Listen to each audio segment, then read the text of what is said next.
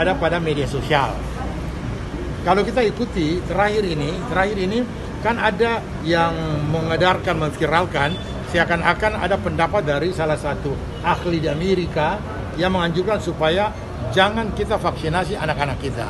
Saya cuma mau tegaskan saja, pemerintah itu tidak mungkin akan menyusahkan rakyatnya. Tidak mungkin. Kalau misalnya ini kepala daerah, ini bapak, dia tidak mungkin akan menyusahkan ini dia punya anak-anak. Gak mungkin untuk itu, ya.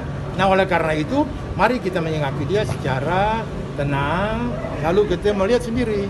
Kalau sekarang itu Ambon begitu sudah nol, tidak ada letter konfirmasi, itu dampak daripada vaksinasi yang begitu tinggi. Ya, Omikron itu rata-rata kenapa ada mereka yang baru kembali dari luar negeri. Saya ikuti itu perkembangan di Jakarta itu hampir dari yang terkonfirmasi hampir semua itu dari luar negeri. Nah, kalau yang di Indonesia itu dia terkonfirmasi dari mereka yang baru kembali dari luar negeri. Ya, mudah-mudahan kita enggak lah. Ya, kita juga ke luar negeri lah gitu, maksudnya kita pun negeri lah, kita keluar lah gitu. Bicara soal Omikron masih tetap himbauan pengetatan yang sama Pak, protokol kesehatan tapi juga yang lain Pak? Enggak, tetapi itu kan dia punya kuncinya ini jadi protokol kesehatan sudah menjadi gaya hidup di 2020 ini. Itu jadi gaya hidup kita. Sekarang, dulu kan orang pakai masker, kita bicara, kita tersinggung. Ini jampi dia bau kah apakah?